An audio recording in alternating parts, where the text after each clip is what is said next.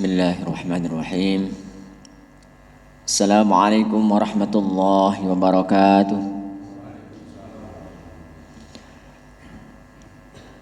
Innal hamdalillah nahmaduhu wa nasta'inuhu wa nastaghfiruh wa nastahdi wa natubu ilaih wa na'udzu billahi min syururi anfusina wa min sayyiati a'malina. May yahdihillahu fala mudilla lahu wa may yudlilhu fala hadiya lahu. Asyhadu an la ilaha illallah wahdahu la syarika lah wa asyhadu anna Muhammadan abduhu wa rasuluhu alladzi la nabiyya ba'dah.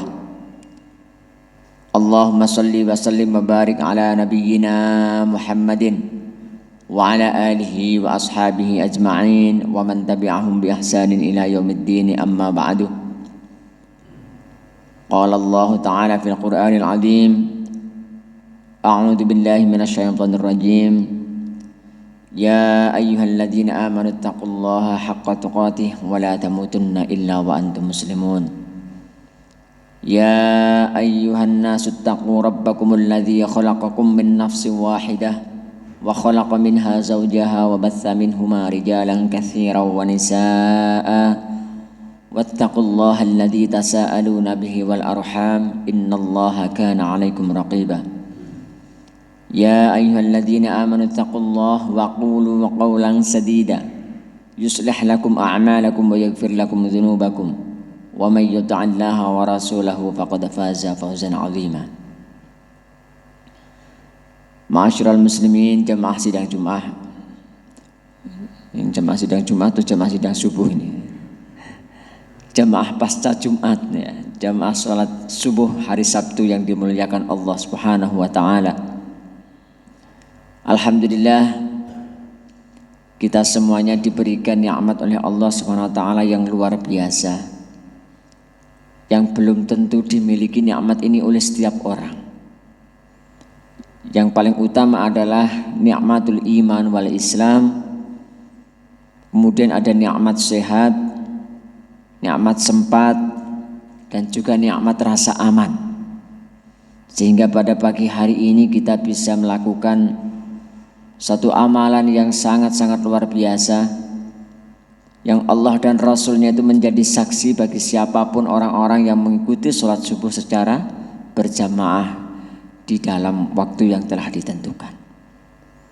Semoga apa yang kita lakukan bersama ini diberikan kemudahan oleh Allah Subhanahu wa taala untuk bisa istiqomah, dan setiap apa yang kita lakukan, kebaikan-kebaikan itu diterima dan diberikan balasan yang luar biasa kelak ketika di akhirat. Amin ya rabbal alamin. Jamaah sekalian dirahmati Allah SWT, hari ini bertepatan dengan tanggal, insyaallah tanggal 26 Rabiul Awal, hari-hari terakhir menjelang Rabiul Awal, bulan-bulan yang dimana utamanya masyarakat Indonesia memiliki satu budaya khusus. Biasanya kalau di bulan Rabiul Awal itu adalah biasanya memperingati Maulid Nabi. Banyak sekali ada event-event di sana, apapun lah ya, hatta sampai ke pelosok negeri. Bahkan ada orang-orang yang meskipun tidak seberapa paham terhadap agama, tapi bersemangat untuk melakukan ritual ini.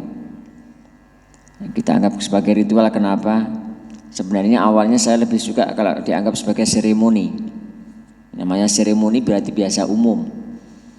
Tapi nampaknya sampai ke sini saya melihat, mengamati, sepertinya seolah-olah sudah menjadi ritual. Beberapa waktu yang lalu ada salah satu tempat ibadah yang saya sebutkan, ada acara covernya adalah Maulid, lalu ternyata di situ ada apa gitu ya, peristiwa apa, dan yang paling mencengangkan saya diceritakan oleh salah seorang jamaah berikutnya itu di hari kemudian menyampaikan kalau di situ ada bawa apa ini, seperti dupo itu dikelilingkan, kemudian terus setiap jamaah itu disuruh bau, disuruh begini. Apa itu saya? Tidak tahu saya sendiri gitu. Masya Allah. Jamaah sekalian, setiap satu amalan yang itu tidak ada tuntunannya dari Allah dan Rasulnya, maka kita perlu berhati-hati. Berhati-hati. Kenapa demikian? Saya katakan, bukankah Rasul itu adalah orang yang sudah paling sempurna? Orang ya, bukan sesuatu dia. Kalau sesuatu yang paling sempurna tentu Allah Subhanahu wa ta'ala. Tapi manusia yang paling dihormati. Kenapa saya katakan sebagai orang yang paling sempurna? Karena Allah sudah nyatakan dengan satu firman-Nya penutup wahyu.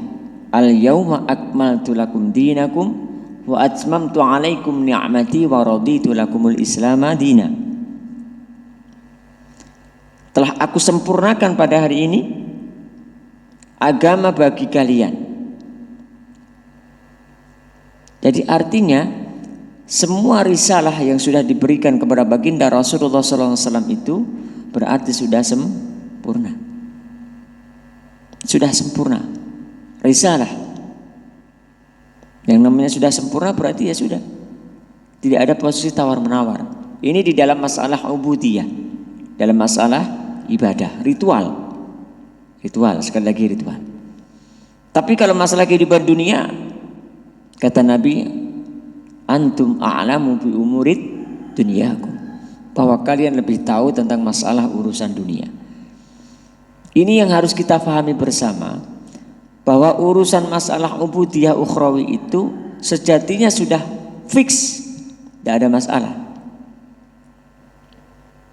Jadi masa lampau, kita belajar kepada masa lampau, wajib tahu bagaimana sebenarnya Rasulullah SAW mengajarkan kepada kita, bagaimana syariat Allah itu yang harus kita ikuti bersama. Tidak ada posisi tawar-menawar. Tapi kalau masalah kehidupan dunia, masalah akhlak, masalah amaliyah-amaliyah yang sifatnya ini muamalah. Kalau muamalah itu ya itu berarti ada istilahnya itu mutaghayyirat, sesuatu yang masih bisa ditawar-tawar. Kalau ubudiyah itu thawabit yang sudah tidak bisa ditawar-tawar lagi. Oleh karena itu kalau ada ritual-ritual yang di luar tuntunan Nabi Sallallahu Alaihi Wasallam yang perlu kita waspadai, yang pertama khawatirnya kita terjatuh kepada yang namanya bid'ah. Harus hati-hati. Meskipun adanya bid'ah hasanah, ada bid'ah dhalalah, tapi tetap harus hati-hati. Lalu bagaimana kalau kemudian itu menjadi satu sarana? Katakanlah itu daruratus syariah, pintu masuk, boleh, silahkan, tidak apa-apa. Tapi jangan sampai kita meyakini bahwa itu merupakan tuntunan Nabi, itu yang penting. Jadi ini kita harus bisa membedakan, mana syariat dan mana ini merupakan satu ijtihad. Hati-hati. Saya tidak mengatakan bahwa peringatan Maulid Nabi itu 100% kita tidak sepakat, tidak. Kalau saya mengatakan itu adalah ijtihad, mungkin bisa jadi di antara para ulama yang mengatakan begini. Apabila di suatu tempat tidak ada orang yang ngugemi sunnah, ngugemi itu apa? Ya, memegang erat ya.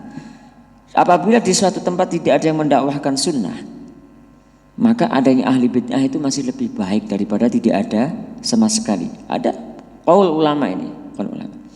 Kenapa? Karena ulama ini melihat satu kebaikan, ada masih peluang kebaikan kalau kemudian tidak ada sunnah sama sekali, lalu tidak ada orang ahli bid'ah sama sekali, maka tidak akan pernah mengenal Robnya. Tapi kalau masih ada, mudah-mudahan nanti suatu ketika ada proses pencerahan, ada edukasi, ada tarbiyah, kemudian kita kenalkan dengan sunnah. Tapi problemnya kadangkala yang sudah terjebak di sini itu kadangkala tidak mau ketika diberikan pencerahan-pencerahan. Ini yang jadi problem memang, jadi problem. Saya teringat pada salah satu kisah. Konon di dalam satu sejarah Wali Songo itu disebutkan bahwa kalau tidak salah itu siapa yang terakhir itu Wali Songo itu? Sunan Kalijogo ya. Ketika beliau mau meninggal dunia itu menyampaikan Saya tahu apa yang saya sampaikan ini belum sepenuhnya benar. Maka saya berharap kepada orang-orang nanti sepeninggalku ada yang peduli dengan memurnikan akidah. Jadi apa yang beliau sampaikan itu pertama-tama ini hanya sebagai pintu masuk bagaimana merubah saat itu akulturasi budaya antara Islam dengan Hindu saat itu.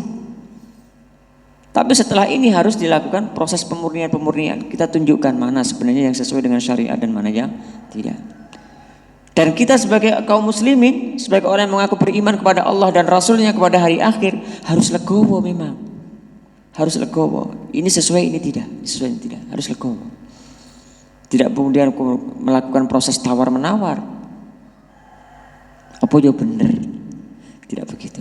Itu bukan adab kita sebagai orang yang mengaku memiliki Allah dan Rasul. Jemaah sekalian, rahimakumullah. Jadi apa yang saya katakan tadi ya, kalau misalkan masalah maulid gitu ya, apa hubungannya dengan tadi ahli bid'ah dan sebagainya begini. Kalau melihat kondisi saat ini masyarakat kita ini, sekarang mari kita lihat coba. Berapa banyak orang yang peduli terhadap taklim dengan yang tidak peduli terhadap taklim? Lebih banyak mana? Yang peduli atau tidak peduli? Lebih banyak yang tidak peduli. Berapa banyak masjid dan musola yang ada di Indonesia ini yang ada majelis taklimnya dengan yang tidak ada majelis taklimnya? Lebih banyak mana? Lebih banyak yang tidak ada majelis taklimnya. Berapa banyak masyarakat yang lebih peduli kepada peribadatan atau sekedar budaya masyarakat setempat? Lebih banyak mana? Budaya masyarakat setempat. Saya pernah suatu ketika, rumah saya ini kan diapit oleh 3 masjid.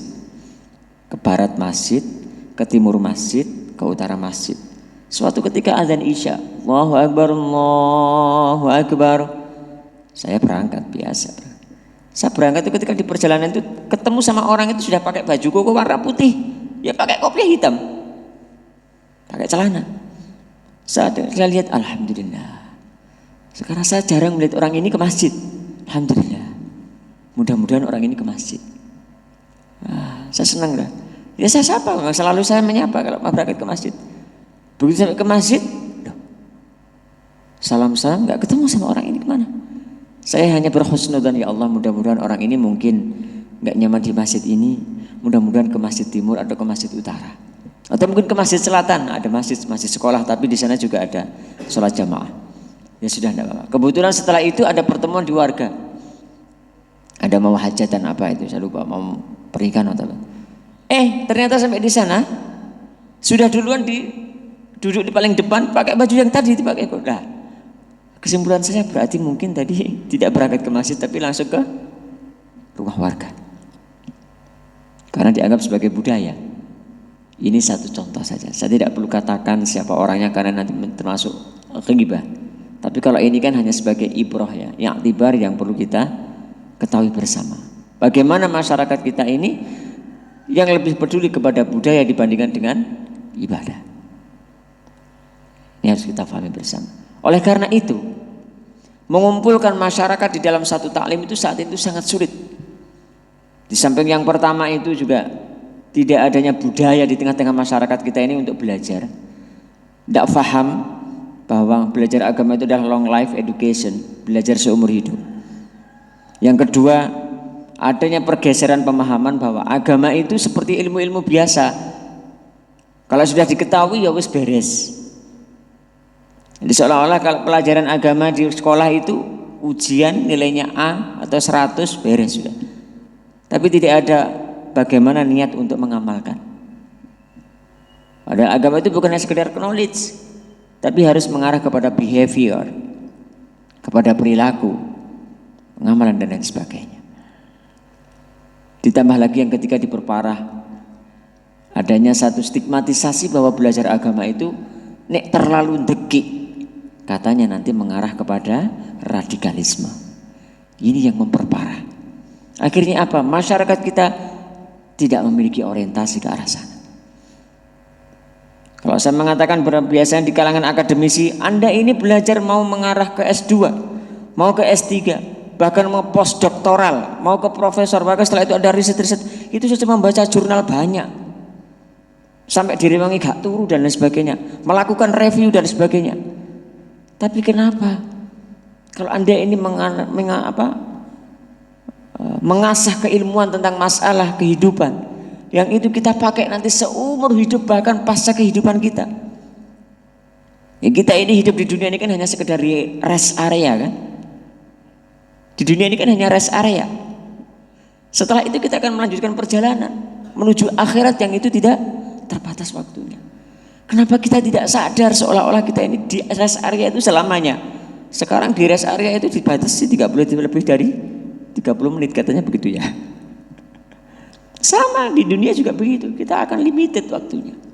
Saya katakan kepada teman-teman akademisi begitu, ayolah coba sadar. Memburu jurnal publikasi ilmiah, penelitian dan pengabdian masyarakat supaya nanti kepangkatannya meningkat. Terus kepangkatannya meningkat kemudian mendapatkan sertifikasi itu bro. Hanya itu orientasinya. Masya Allah. Jemaah sekalian rahimakumullah. Singkat cerita, ini sampai jam berapa Ustaz? Berapa menit? Ya, mohon maaf. Saya tambah sedikit saja. Saya ingin mengutip bagaimana sebenarnya kita diberikan tuntunan menyikapi terhadap keberadaan Rasulullah SAW. Jadi kita harus proporsional. Ya, barangkali mungkin ada yang sudah pernah mendengar, mudah-mudahan itu sebagai tadhkirah, sebagai pengingat. Kalau belum, mudah-mudahan ini menjadi satu pemahaman kita untuk kita ketahui bersama agar kita tidak terjerumus kepada sesuatu yang ghulu, berlebih-lebihan. Yang pertama, kita lihat di dalam surat Ali Imran ayat 144. A'udzubillahi minasyaitonir rajim. Wa ma Muhammadun illa rasul qad khalat min qablihi ar-rusul afa imma ta'aw qutilan qalabtum ala aqabikum وَمَنْ يَنْقَلِبْ عَلَى عَقِبَيْهِ فَلَنْ يَضُرَّ اللَّهَ شَيْئًا وَسَيَجْزِي اللَّهُ الشَّاكِرِينَ.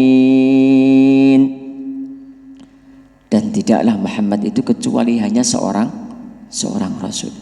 Namanya seorang itu berarti manusia, memiliki tabiat yang sama dengan kita, ya makan, minum, ya menikah, dan akhirnya juga beliau wafat, dipanggil oleh Allah Subhanahu wa taala. Sama dengan kita.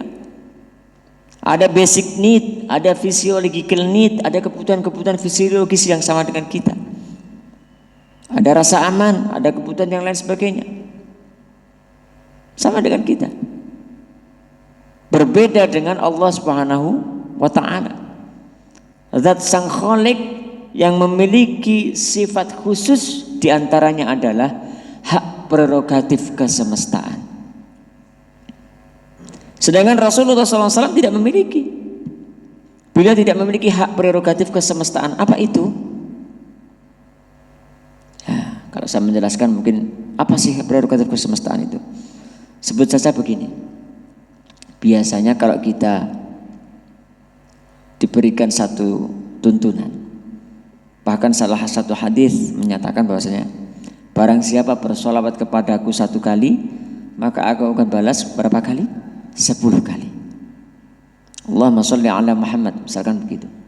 Maka kata Nabi, aku akan berikan balas kepada mereka 10 kali. Sekarang kita teliti apa doa solawat itu. Allahumma sholli ala Muhammad. Apa artinya?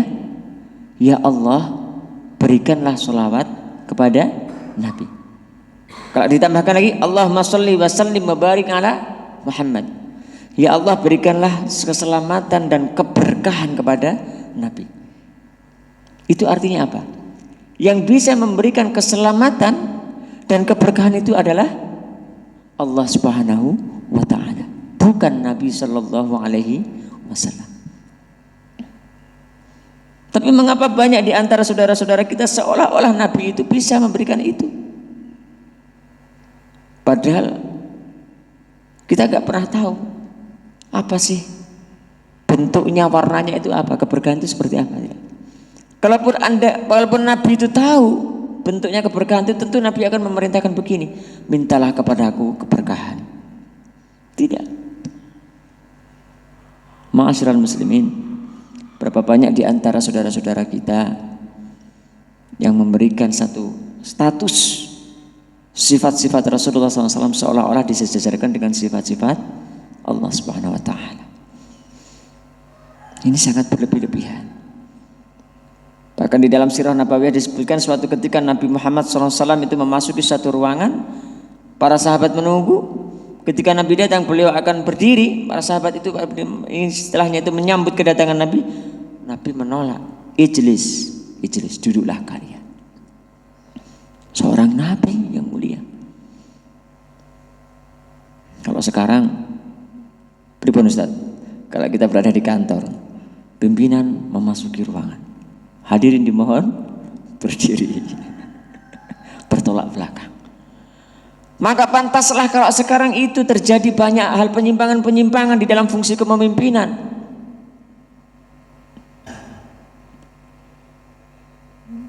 Kemampuan kapasitas untuk memimpinnya tidak seberapa. Kebijakan-kebijakan yang ditelurkan belum tentu sesuai syariat, tapi minta dihormati sepenuh hati. Ini kalau sekarang. Nabi yang sudah luar biasa bagaimana leadershipnya, kompetensi kepemimpinannya, bagaimana bisa meramut umatnya, meramut sahabatnya, itu saja masih merasa gak perlu, sudah sama saja, kita sama-sama manusia. Jemaah sekalian, sebenarnya ketika ada pemimpin-pemimpin yang menyimpang, itu tidak semata-mata kesalahan beliau, tapi kadangkala ada malak. Tahu malak? Malak itu adalah orang-orang yang berada di sekitarnya. Makanya namanya malakutis samawati wal ardh. Malak itu orang-orang yang berada di sekitarnya. Menyakukan penyembahan yang berlebih-lebihan kepada pemimpin itu sampai akhirnya pemimpin itu terjatuh kepada satu kesesatan yang nyata. Fir'aun itu awalnya orangnya baik, tapi karena terlalu dielu-elukan oleh masyarakatnya, oleh rakyatnya, akhirnya terjebak. Akhirnya mempertuhankan dirinya. Fir'aun. Dan ini berlaku kepada setiap manusia. Makanya nuwun sewu, di dalam salah satu kitabnya Hadratus Syekh Hasyim Asy'ari, beliau menyebutkan secara ekstrinsik itu bahwa sebenarnya beliau tidak merekomendasikan adanya peringatan Maulid. Ada. Karena apa? Yang ditakutkan adalah pengkultusan secara berlebih-lebihan kepada beliau. Ini beliau Hadratus Syekh. Meskipun kalau sekarang, tadi saya katakan, sekarang orang itu sulit ngumpul, diceramai ki angel, sehingga kalau misalkan ada momentum, kemudian mereka datang, kita datangkan seorang ustadz untuk memberikan ceramah. Kalau memang itu masih termasuk salah satu jalan supaya memberikan pencerahan pada mereka, ya sudahlah, silakan, tidak apa-apa. Yang penting diilmuni, jangan hanya sekedar rutinitas ritual, arisan, apalagi yang lain-lain. Jangan sekedar rutinitas saja. Kalau perlu diilmuni, kasih ilmu. Meskipun hanya balighu anni walau ayat, sampaikan meskipun hanya satu ayat, supaya mencerahkan kepada masyarakat. Karena masyarakat itu begitu tersesat itu karena memang beliau tidak pernah mendapatkan informasi-informasi rambu-rambu dari Allah dan Rasul.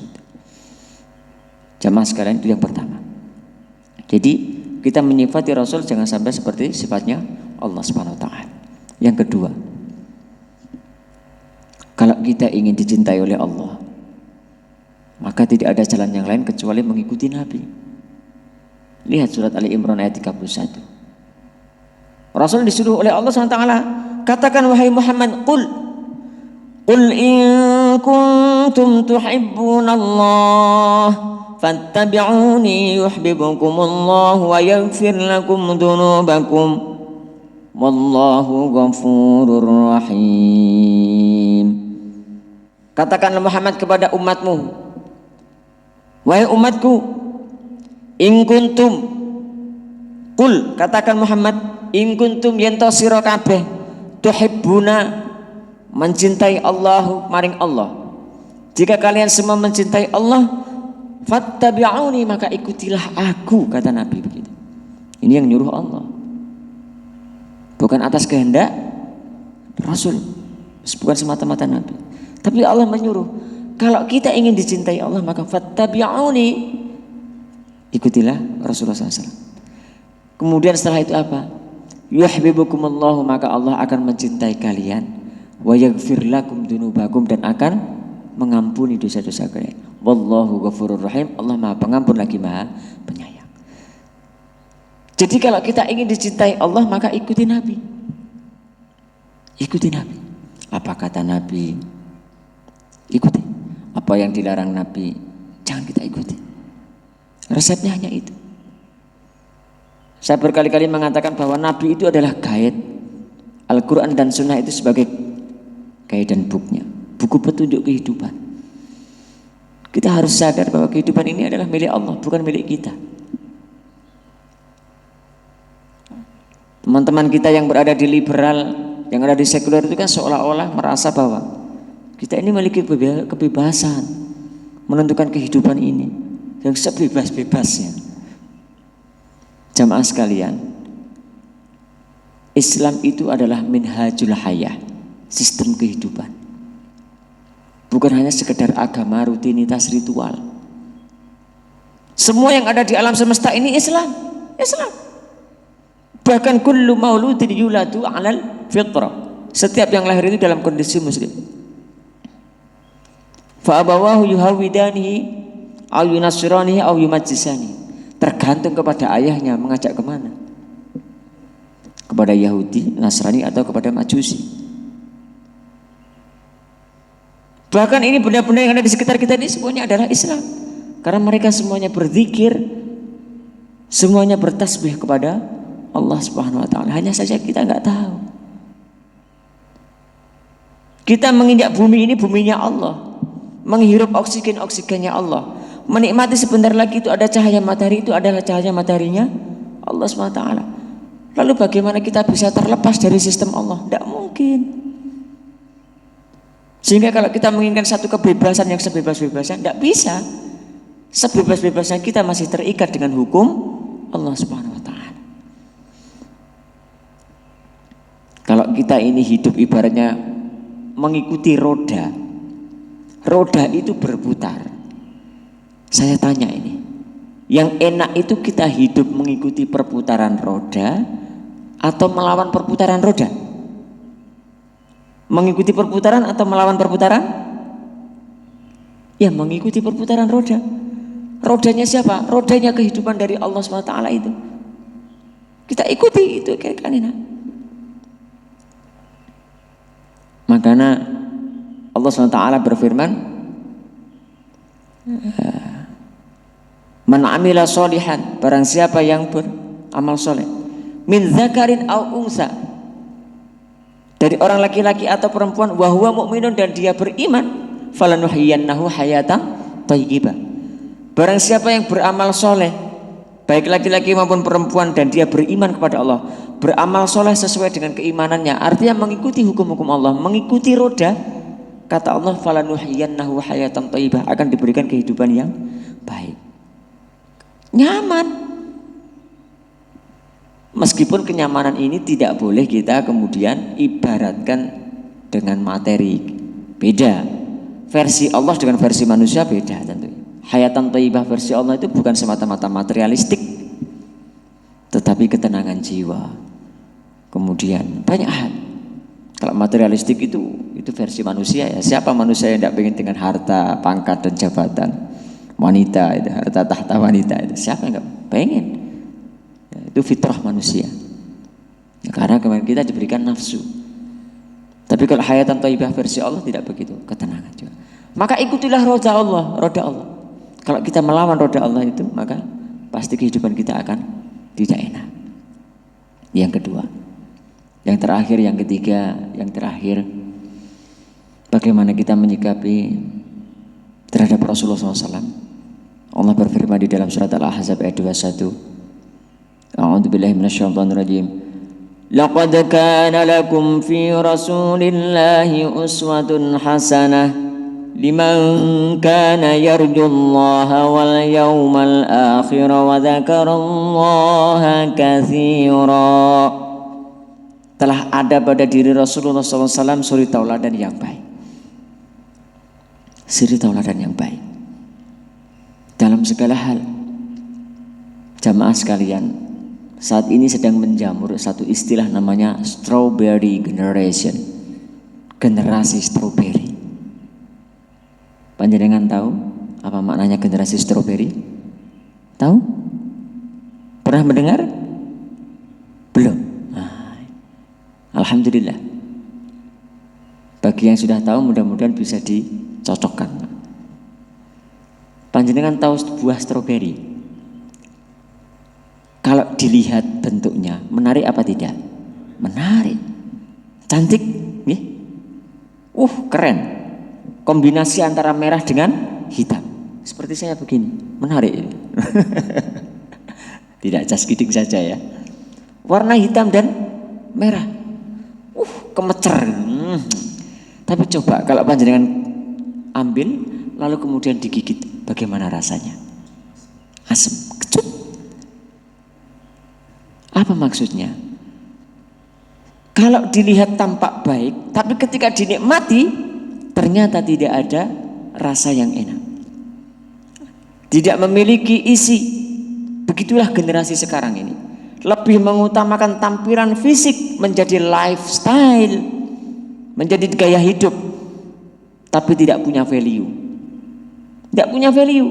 Bagaimana keimanannya, bagaimana keilmuannya, bagaimana akhlaknya dan sebagainya, seolah-olah itu tidak penting. Yang penting gaya. Ini kalau tidak percaya coba panjenengan nanti barangkali yang di sini ada sebagai seorang pengajar, mungkin sesekali tanya atau mungkin nyebar kuesioner. Yang kuesioner itu tidak perlu dikasih nama. Sampaikan kepada anak-anak kita, murid-murid kita atau mahasiswa-mahasiswa kita. Nanti yang ke arah mana? Lebih mementingkan tampilan atau isi? Insya Allah lebih banyak tampilan. Nek maca keren-keren, wedakane dempule mungkin perlu 5 menit belum selesai dempule. Karena takut kalau tampilannya jelek, tidak payu. Tapi coba mari kita lihat. Ayo ibadah, ayo belajar. Mana? Tidak pernah punya semangat mereka. Padahal telah ada pada diri Rasulullah SAW itu adalah satu suri tauladan yang baik. Kenapa bisa terjadi seperti itu? Karena generasi muda saat ini sedang krisis. Krisis apa? Krisis idola. Krisis idola. Semestinya sebagai seorang mukmin itu mengidolakan siapa? Rasulullah Sallallahu Alaihi Wasallam. Orang yang terbaik harusnya menjadi idola. Bukan yang lain. Lady Gaga. Kalau dulu zaman saya waktu masih muda, Bon Jovi. Siapa lagi? Guns Roses. Banyak sekali. Bukan itu. Atau pemain bola katakanlah. Tapi mestinya idola kita yang paling utama itu adalah Rasulullah Sallallahu Alaihi Wasallam. Tapi suatu ketika saya pernah ngajak dialog dengan seseorang, dijawab ngene, keduren Pak sampean iku kok dadak niru Kanjeng Nabi? Gak mungkin iso. Loh iya memang betul. Kita tidak mungkin bisa persis seperti Rasulullah Sallallahu Alaihi Wasallam. Tidak mungkin. Tidak mungkin bisa persis. Gak mampu kita. Tapi perintah Allah itu bagaimana? Ittaqullaha haqqa tuqatih. Bertakwalah kalian dengan sebenar-benar takwa. Itu artinya kita serius ke sana. Berlomba-lomba, berusaha terus. Meskipun kemudian ada mastata'tum, sesuai dengan kemampuanmu. Karena Allah tahu bahwa kita tidak mungkin bisa seperti beliau. Mastata'tum, tidak apa-apa. Karena memang kita tidak mampu. Tapi kalau kita sudah punya orientasi, kalau orang-orang manajemen biasanya kan punya target. orientasi, target ya. Pertama kan visi, misi, kemudian program kerja, target dan sebagai sasaran itu kan begitu. Kalau sudah punya target, maka program kerja kita ini, program-program amaliyah kita sehari-hari tentu juga mengacu kepada target itu, meskipun nggak pernah memenuhi target. Iya toh? Rasulullah SAW bisa qiyamul lail setiap hari, kita juga tidak mungkin bisa setiap hari istiqomah. Seperti ini tadi juga kelewat ya, akhirnya enggak mulai. Bagaimana tidak kemarin ketika Ustadz sudah menyampaikan pada pagi hari, ternyata tiba-tiba sorenya anak saya harus pulang dan naik bis karena hari ini ada walimah. Pulangnya saya pikir itu siang, ternyata malam, tadi malam jam 12 harus menjemput. Dan kemarin saya di kampus juga melakukan meeting dengan asisten lab, akhirnya saya perpanjang sampai sekitar jam 8 sampai setengah 9. Ya sudah, akhirnya terus ngalamat kita bablas subuh, ternyata betul bubuh. Bangun-bangun sudah, loh kok sudah azan? Ya sudah, alhamdulillah masih diberi kesempatan. Berapa kali saya tidak bisa menepati janji waktu subuh di sini. Masya Allah. Yang terakhir kemarin juga begitu. Anak saya sakit di Solo, sehingga harus berangkat malam itu juga ke Solo. Yang sebelumnya, ya pada saat anak saya habis kecelakaan itu Ustaz, ya Allah alam besar. Jemaah sekalian, itulah apa yang saya sampaikan. Kalau ada benarnya itu dari Allah SWT semata-mata. Kalau ada kesalahan itu karena saya pribadi sebagai manusia biasa yang sangat bodoh. Saya ini adalah orang yang jahil, orang yang fakir, tidak punya apa-apa, tidak punya kemampuan. Bahkan sekarang bisa kesini pun ini atas izin Allah SWT. Kalau Allah tidak mengizinkan, nggak mungkin saya sampai sini. Tidak mungkin saya bisa bicara, tidak mungkin saya bisa melihat, dan tidak mungkin bisa bernafas dan berdetak jantung. Oleh karena itu, al-haqqu min rabbika fala takunanna minal mumtarin. Mohon dimaafkan kalau ada kesalahan dan kekurangan. Mudah-mudahan Allah SWT memberkahi kita semuanya. Amin ya rabbal alamin. Billahi taufiq wal hidayah war ridha wal inayah. Assalamualaikum warahmatullahi wabarakatuh.